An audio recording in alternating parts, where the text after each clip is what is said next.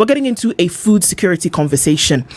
And a man with a delightful name, I really do like it, is in the studio with us today. Sieka Gatabaki is the program director at Mercy Corps, and we'll be looking at food insecurity, a threat to Kenya, and why we should embrace new farming technology. Sieka, good morning and welcome to the Situation Room. Morning. Great to have you here.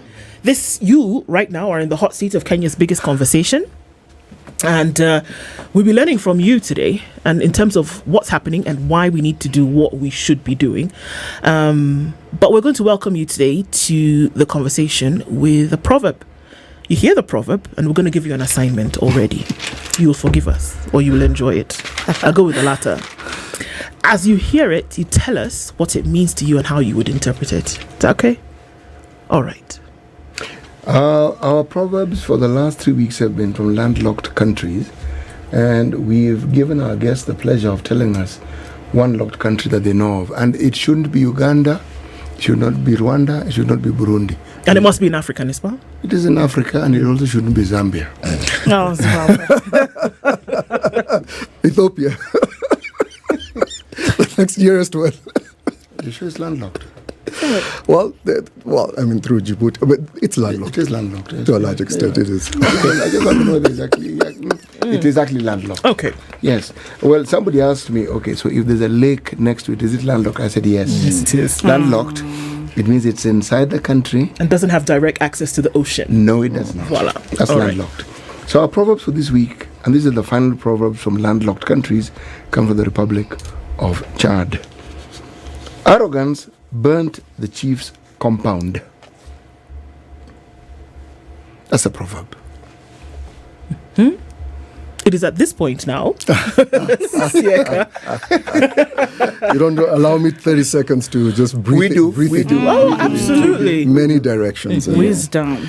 I mean, from a word-to-word basis, the whole idea of arrogance is basically just not being aware of yourself. Yeah? Arrogant people are people who believe they are greater than thou. Yeah? And because when you have that kind of belief, you then do not connect with your environment. Yeah. And you tend to create fires unnecessarily. Yeah. And so that's how the chief's house got broken down. Yeah. He was too arrogant, did not connect with his people, and did not understand what his people needed. Very, very pertinent discussion in the times that we're facing in the country, but I won't go there. We're talking about food security. That's very interesting, because we came off the back that, a chief's compound, especially in Western Africa, is a place where so many things are happening. People come with their animals, others are solving disputes, others are saying they don't want to marry this husband anymore. Those things are all happening.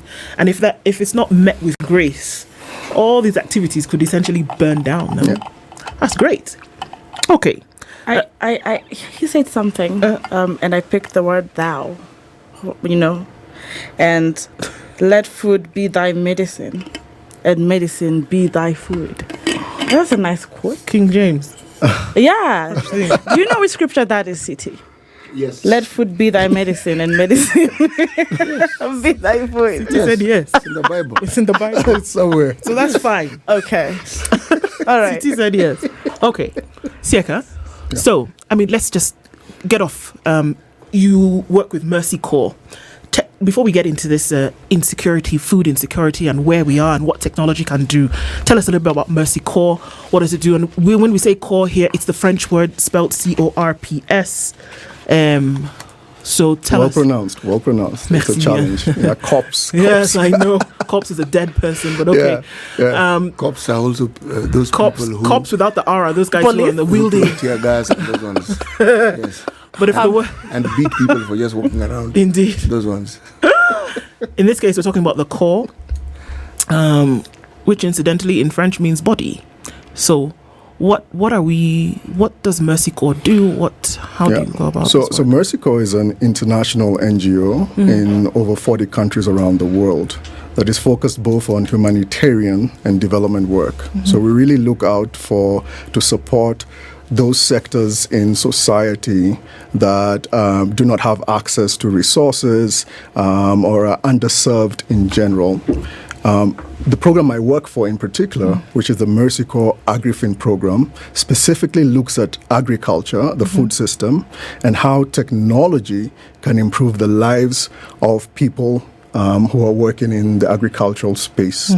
Now, more specifically, what we do is we don't necessarily work directly with the farmers, but we look at solutions that are being developed by the private and public sector and work with those solutions to see how we can design, test, and scale them so that they can benefit the smallholder farmer at the end of the day. Yeah. Okay. So then, this big word that seems to slap us in the face, food insecurity, we hear it and we think, oh my God, the food on the planet is diminishing, dwindling. We're not going to be able to feed. What does food insecurity mean from this perspective? Yeah, I mean, food insecurity, it's a big challenge. We are growing, we're at, over 8 billion people. And there's not enough food production, especially in sub-Saharan Africa. Productivity and yield rates have been really declining over the years. And there's not enough production to really sustain individuals and this kind of growth rate that's happening in the world right now. On top of that, of course, you are just in a conversation on climate. We're seeing adverse weather events happening. And this is also reducing our capacities to actually have adequate food for the people, to serve people in countries.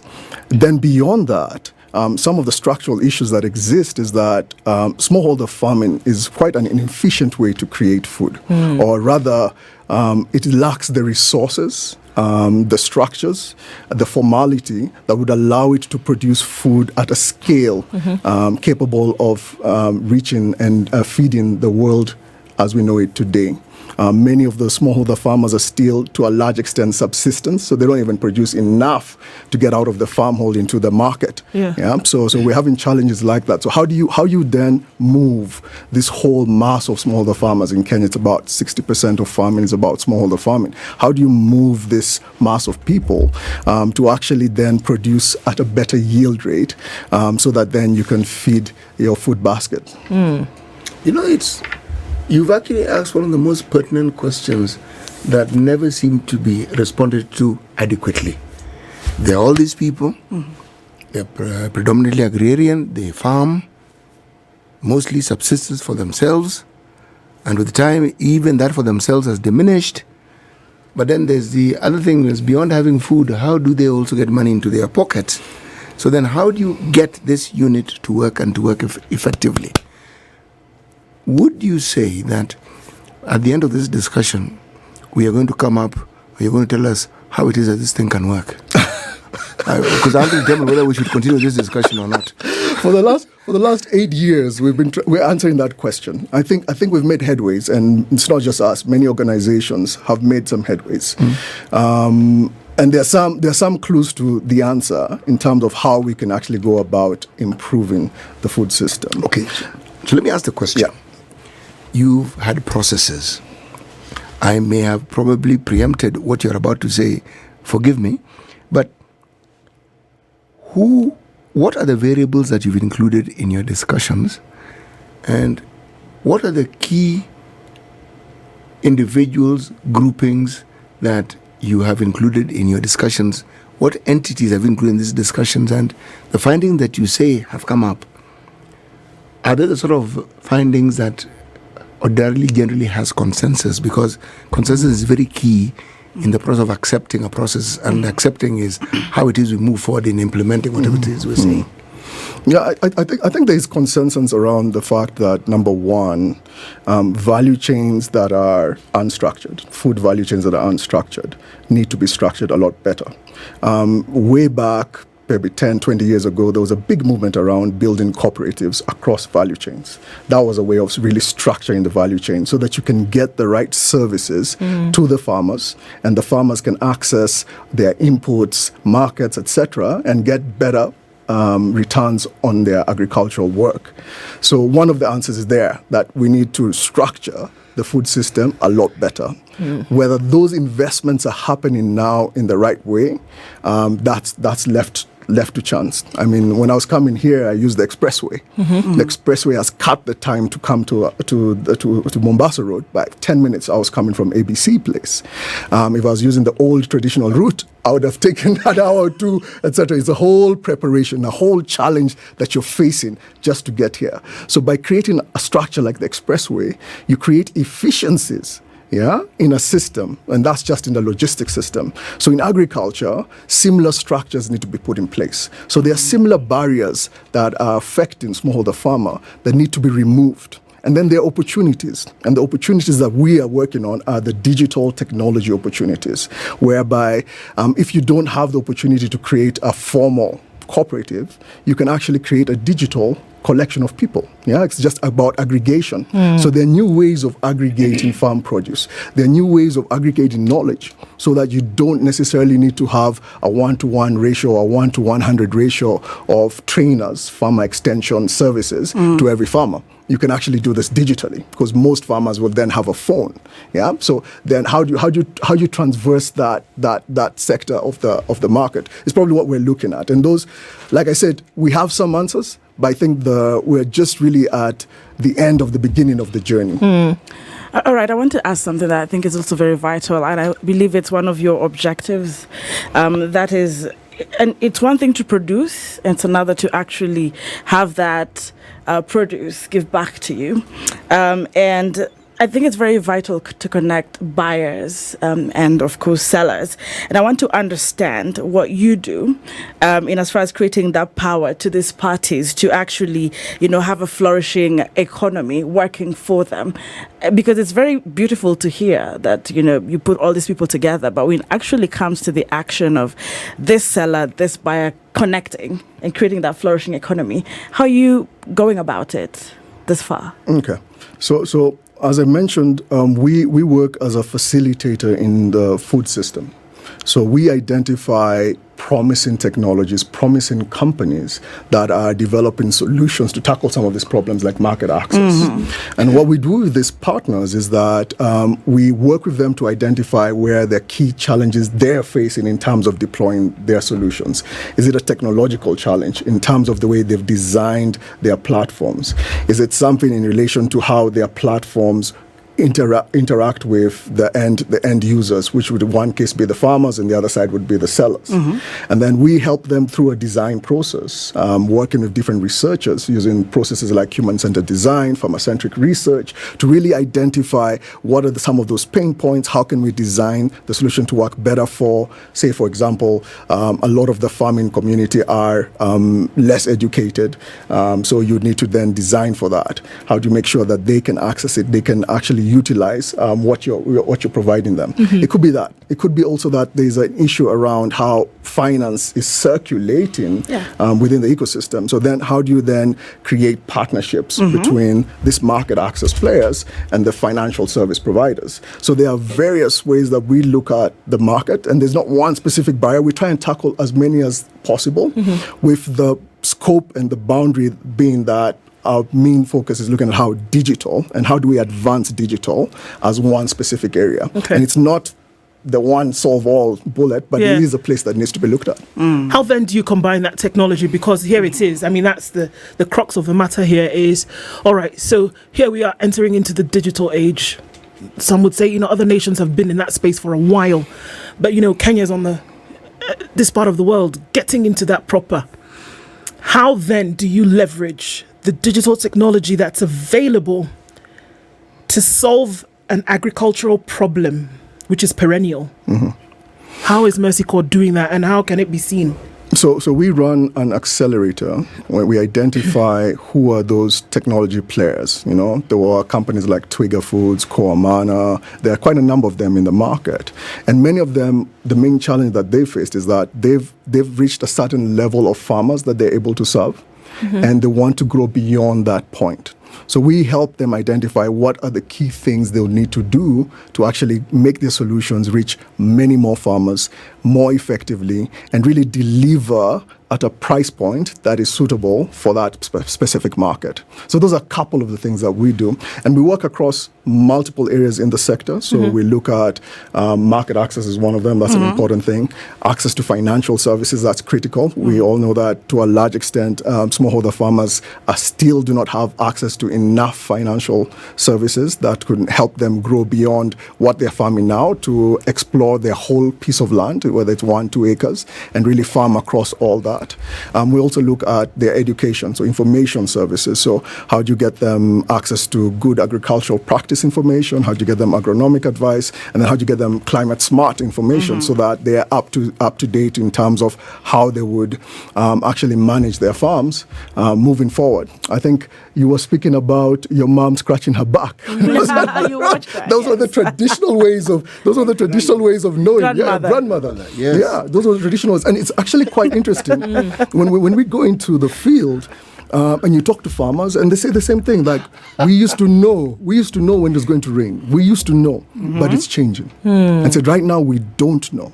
We don't know. And we need reliable sources of information that can let us know. Yeah, and one of the things is that everyone is really trying to be an innovator. So sometimes some of the solutions that are being presented to these farmers are not working. Yeah, so we try and vet, test, see, okay, how do we make sure that what you're saying has gone through the rigor to make sure that it is actually a valuable solution that can really help the smallholder farmers. Let me combine two questions into one. Sure. Since you work with the communities, you are clearly aware of how it is they go about their business. And what you've just said points to it. They tell you that's how you know. Now there's technology. One, how do you get whatever it is that has worked for them in the past? How do you usher it into this age that we are now in, the communication age, the technological age? And how do you ensure that technology is acceptable to them? Its applicability is really not the issue. The technology may be very applicable and it'll work. The acceptability factor is what. How do you go about this? There's always a process of adoption. Yeah, in terms of identifying how technology can really get diffused into a community. Yeah, there's a great sociological book on diffusions of innovations, and there's a research that was done in the U.S. around how in the agricultural sector that technology has been adopted, and it came up with the famous bell curve with the early adopters, early majority, late majority, laggards, etc., and give you some ideologies around that. So we take similar approaches, really identifying what are the key determinants in a particular community in terms of how that technology will be adopted. We look at things like positive deviance, and that's the idea around where there are individuals who are more ahead of the community in terms of identifying new ways of doing things. And those individuals, you leverage their thinking and build on that to really deploy your solutions. But as I mentioned, we're working with entrepreneurs, and I think the powerful thing about good entrepreneurs is that they go in to identify a problem and come up with a solution for it, rather than come up with a solution and look for the problems everywhere. Yeah. And so we try and look for those entrepreneurs that are actually truly looking at what are the problems that their communities they're working with are facing. I'll give you one such example. There's one of them that was a vet in one of the counties. And she went around seeing how a lot of the dairy farmers were struggling to manage their cows, etc. And she came up with a way of managing the records of the cow, etc. How to then better give the right information to the farmer so that their cow can produce more milk. But in her journey towards discovering how to manage those records, she also saw that, look here, these farmers are also having challenges accessing finance. But now that I've digitized this asset in a particular way, we know its health, etc., she was able to then attract different financial service providers, insurance providers who said, okay, fine, we'll insure the cow because now we know where it is, we know its health status, etc. Financial providers say, okay, yes, we can give you an input loan to purchase whatever you need to sustain the cow, etc. So those are the entrepreneurs we try and foster. Yeah. Those are kind of the breakaway cases that we're looking at that can really be scaled and provide a lot of opportunities for many farmers writ large. Interesting, and I think that's important to be able to then draw parallels between, the technology and the idea and the physical manifestation of these things happening, and we'll come and look more into some of those. Sieka Gatabaki is the programs director at Mercy Corps, and we're looking at food insecurity and how we can leverage technology to ensure that populations essentially are fed and fed well, isn't it? Anki, you have a question? Yeah, it's, I was reading one of the articles that says humanity is facing major global challenges that are transitional in nature, but they also say it's trans-institutional in solution. I'm very curious to know what you do, and as far as, mitigating or dealing with some global challenges. I know we've spoken through a number of things, but now we say that the globe is one big village, and you've talked about technology and putting all these people together, stakeholders, and I'm looking at gender inequality, all these things, because when you look at agriculture, especially in the African continent, women, majorly the small scale farmers, and they're literally the backbone of agriculture. But how do they come in? How do you ensure that you're not, widening the gap more? And essentially, this far you have come, is it working in mitigating or dealing with these global challenges? Thanks for that. And there are many things in the question that you've asked. Let's see if I can tackle a couple of them. One point in terms of global, and it's good that you recognize that, is that it's no longer just the smallholder farmer in a particular country trying to produce food for that market. They're competing against all the other farmers in the world. They're competing against large-scale farmers. So the challenge for smallholder farmers has been tenfold. Because you have to produce yields at a competitive price compared to what your neighbors are producing, not only in your country, but in the countries around you. And those countries could have either better natural resources, lower costs of labor, etc. So they're able to produce at a much lower price point than you are. And then you have large-scale farms like in places like Brazil, etc., that are producing exactly the same thing, maize, etc. So it becomes then very uncompetitive for you to actually possibly just stay in the same value chain. Some of the things that when we look at is, okay, what solutions are available to help farmers switch crops? How do you switch into a new value chain that is probably more advantageous for you to work in, that can give you better results, and is probably a competitive advantage for your country or for your context, wherever you're farming, your soil, etc., etc. So looking at technologies that do that, and there are a couple that help with that. In fact, Calro actually had created a switching solution to allow you to switch your crop and then help you get access to the finance and the markets for that new crop. We're also recognizing that there needs to be a big move towards a lot more localized value chains. So looking at things that we used to eat way back then that have since been pushed aside by more commercial food, the maize and all these other commercial foods, bringing those back, introducing those back. And how do you introduce those back into the market? It needs a lot of behavioral change. And then it needs actually solutions and platforms that can support that. So that's the first part of your question. The second part of your question around gender. Gender is a big thing to us. Right now with our program, we have a target of getting to at least about 40% of the people that we register on digital solutions have to be women. And digital alone sometimes actually can create barriers for certain segments of the population. Especially women in rural areas have less access to some of these digital devices. They have less agency. So as you're developing solutions for them, you have to take that into consideration. One of the things that we have found, and many of our partners have recognized, is that when you develop a digital or technological solution with the woman in mind, you develop it for everyone, because you have now increased your segment and your market, because both the men will access it and the women will access the solution. And some of those issues that women face are, number one, they have a little bit of time poverty.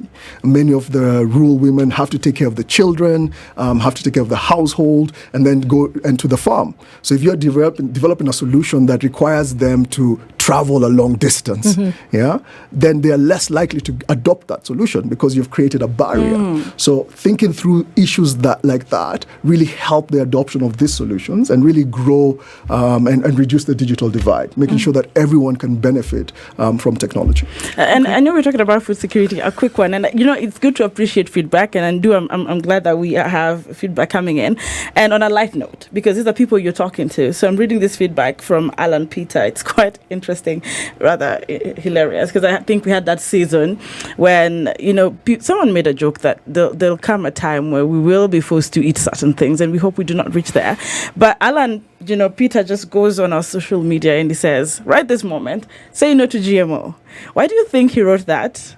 Right now, because I'm talking about conservative people, you spoke about mindset, and you're trying to do this thing. There's digital, there is technology, but someone like Alan Peter, and thank you so much, Alan, for tuning in, just comes and says, no, say no to GMO. It must have triggered something, and for a reason. What do you think he's driving at? It's important to know where they're thinking. Clearly, he has food. When he has food security and technology. Yeah, GMO. Yeah. I think when it's food security, a big issue is producing as much as possible from scarce resources. And the promise of GMO is that yields are tenfold, and that has been researched. It has its own challenges in terms of the seeds, seed multiplication, etc., and other complications. So I wouldn't go into that. Okay. But I was speaking more about more localized foods. Yes, We're moving away to sorghum, barley, etc. So your ugali is not maize; it's made from traditional millet, etc. So moving more to traditional food, and that's been happening quite a bit. You can have the traditional vegetables, etc. And how do you create an economy around that? And how do you structure that economy so that then it becomes a huge business? This is interesting because, again, if you're just coming off of a conversation that we had in the last hour where we're talking about options that you have when you're looking into low availability of food, or where there's scarcity of food because of weather, because of climate change, weather patterns. And now here we talk about alternate foods because Kenya is maize heavy in terms of consumption.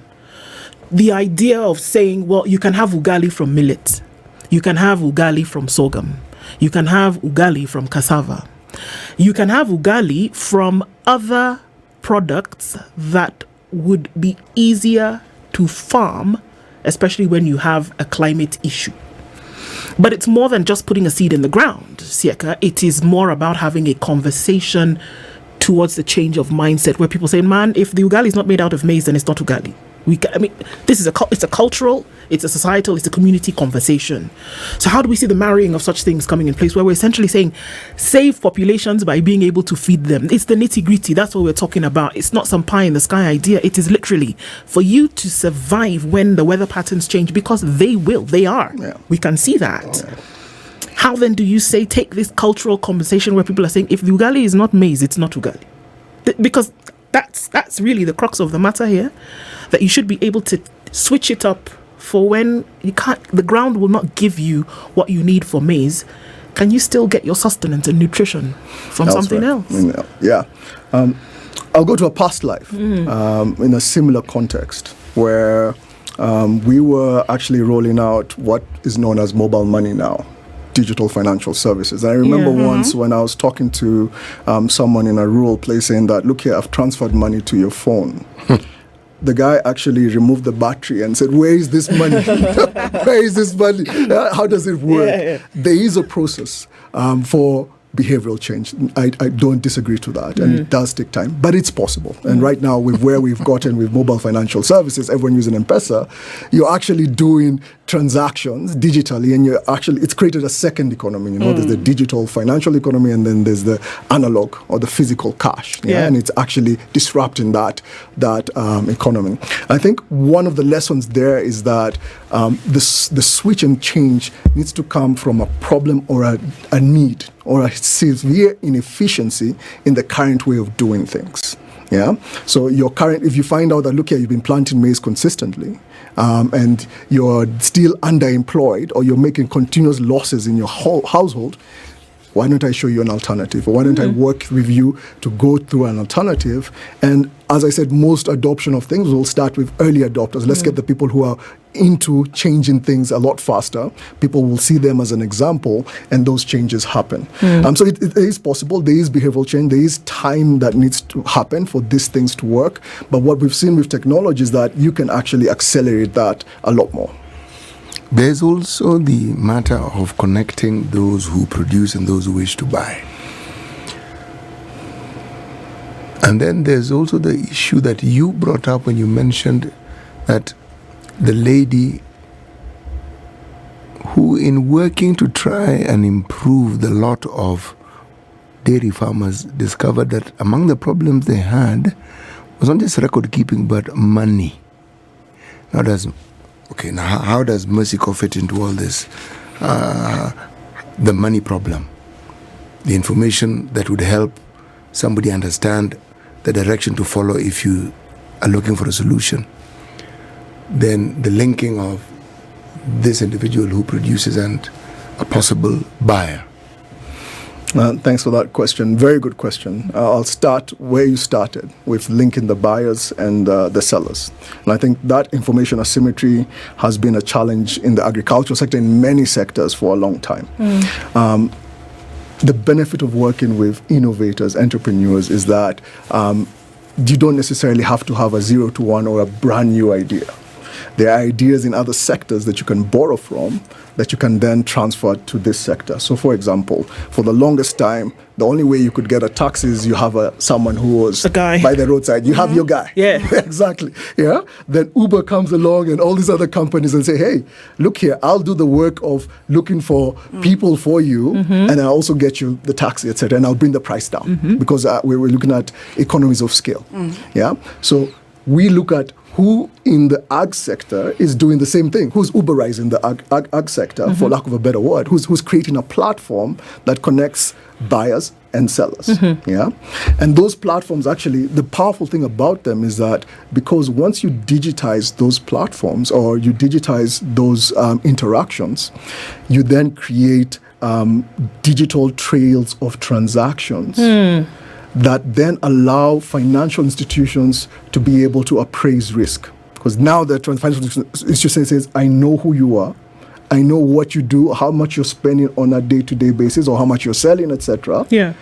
I am able to offer you X because I can now appraise the risk that you have. So this whole idea of digitizing the agricultural sector not only improves efficiencies around reducing information asymmetry, but also then creates transactional footprints that are valuable for financial institutions to make the decisions they need to sell their products. That's interesting, because imagine, almost immediately my mind even goes to things that also then are attached to food insecurity, whereby we're looking at, the character of food.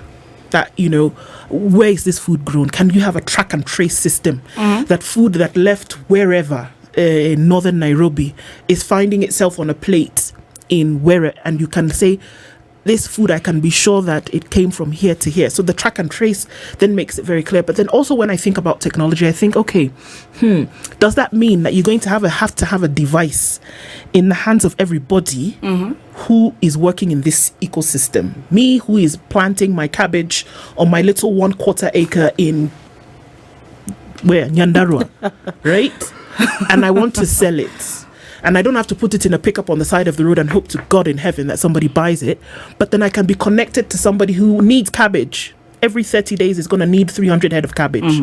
You see what I mean? Yeah. But then it also means that I have to be hooked up to the technology to then be able to do that. So then it seems that then also needs to be a space created whereby there's at the very least some kind of education. There's got to be some kind of awareness building whereby, you're a farmer. This is an ecosystem into which you must be plugged in because that's the way the world is going. Can it be done in a world which is still, to an extent, still digitally illiterate? Is it possible? But it's growing. It's growing. I mean, of course, but still. It is growing. And I'll be a bit controversial. I think we will start off with, of course, working with the phones in the hands of the farmer. But what I do see is a future where the farmers do not need to be farmers. You will get the technology and the solutions to do the farming for you. Just like how Uber created a new market around taxis, you'll get technology, or you'll get players and actors who are leveraging technology to do a lot of that farming work. And many of the people who are trapped in farming would probably move into other sectors in those rural economies. They will either be the ones working on this technology solutions, there'll be service providers, etc. So I do see that there'll be a lot of changes that are happening, but definitely right now, we do have to work with what we have, which is that mobile phone in the farmer's hand. All right, I want to bring up something about, strengthening these communities, because there's one thing to empower and then there's another to actually strengthen them. And you work with not just Kenya, but Africa. And I'm curious on how you actually strengthen these particular communities in as far as the evolving challenges, because we are, it's now common knowledge. There's a lot of evolving things, and that includes challenges, not just technology or how we do things. Yeah. So how are you going about that? Strengthening. Yeah. Yes. And it as the saying goes, it takes a village to raise a child. All right. Yes. So we work with a lot of our partners who would focus on other elements that we are unable to tackle because we are digital focused. Yeah. So we look at partners who would focus a lot more on community building. There are a lot of programs, graduation programs that do education to farmers on a more physical level. People who actually roll out what are called farmer gardens or practice farms that actually help farmers understand the ways to use new technologies, the way to farm better, etc., etc. So we work in conjunction with a lot of other players, and one of the most important players of definitely the government, because they need to set up infrastructure that none of us can do, really, whether it's road networks, whether it's telecommunication infrastructure, etc. There's a phrase that we're using a lot more nowadays, which is digital public infrastructure and digital public goods, because we truly believe that some of the services that need to be provided to these farmers and to this sector are not easy to translate into commercial good. And so they need to be provided as a public good. Yeah, and this could be information services around better farming.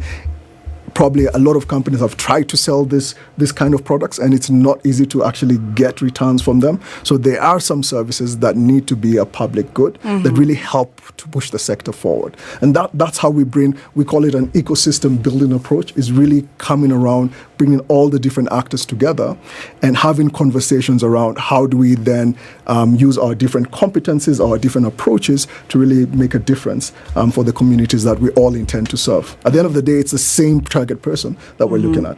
If I would say youth is a community on its own, like Gen Z came out, someone would say, I hope they can grab an opportunity somewhere around tech and all this food security journey. And that is just for the youth, listening this morning. It could be a whole huge opportunity as things evolve to also grab a position there and do something with yourself in as far as sustainable food security is concerned. Indeed. So where do you see us going? Because obviously a lot of this is work in progress, is it not? There are milestones that have been reached. We can't run away from that. I mean, who knew that in 2024 we'd be at a place whereby somebody who's working in her kitchen garden, again, in the western part of the country, is then being able to be sure that I have a market for my produce and all I have to do is make the connect. I mean, it's mind-blowing when you think about the possibility. But where does this put us? And how does it then directly affect food insecurity, or in this case, food security, to be sure the technology is there, but how can we see it and we say, oh yes, this is how actually you've been able to make the connect between what is available and what is needed, and then what can be grown to continue to feed the need? You've answered this brilliantly. There you go. I think the nugget in what you're saying is visibility. A lot of agriculture, especially smallholder agriculture, was happening in, I don't want to say dark ages, but in the darkness. You couldn't tell. Just recently, the Kenyan government did an exercise to register over 6 million farmers.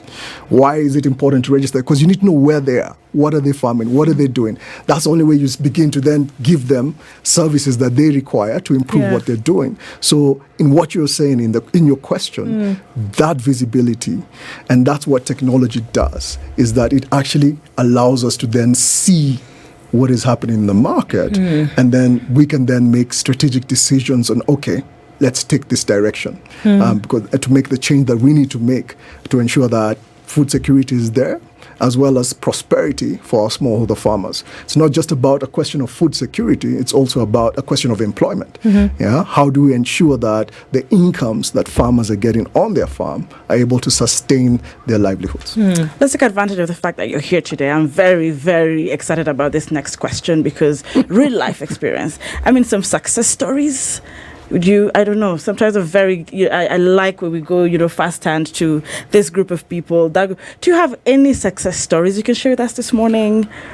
Many of them You on our wanna be website. specific? Many of them are on our 3. website. Many of them Okay. on our website. But I'll tell you one. There was a technology company that pivoted its solution quite a bit. And what they were doing, they were digitizing marketplaces like Markiti to improve the way transactions and trade happened. And one of the things they found is that due to climate change and adverse weather effects, a number of markets that they had digitized had faced quite a bit of calamities due to flooding. Right. And you see a lot of these traders had lost their produce in the farm, etc., because they did not, in the marketplace, because they did not have prior information on whether there'll be flooding, they did not know they did not have insurance, etc.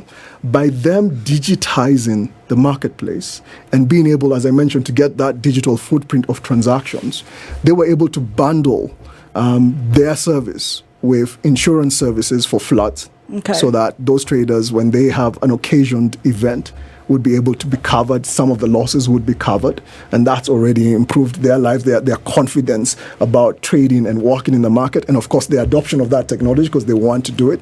And then going beyond that, they also provided weather information so that farmers, so that those traders can know, okay, wait a minute, if my source of produce is largely from this area location, there will be roads that are flooded, etc. It's going to be much harder. I need to look for alternative places to get the produce into the market, etc.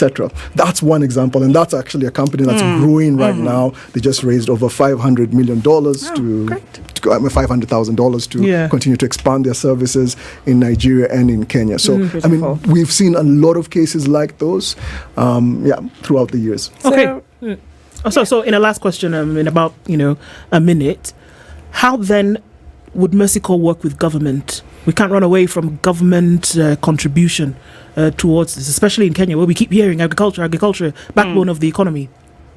So a lot of government officials, especially agricultural sector players, do participate in a lot of our convenings where we bring the whole stakeholders in the sector together to really discuss what are our findings, what are the findings of our different partners, and then how can some of the interventions that government is doing really be focused and rigorous around the insights that are coming up from those discussions. So we do work with them from a workshop convening perspective. We do have conversations with certain government bodies like CalRO, etc. We have worked with them to design some of the technology solutions that they are working with right now.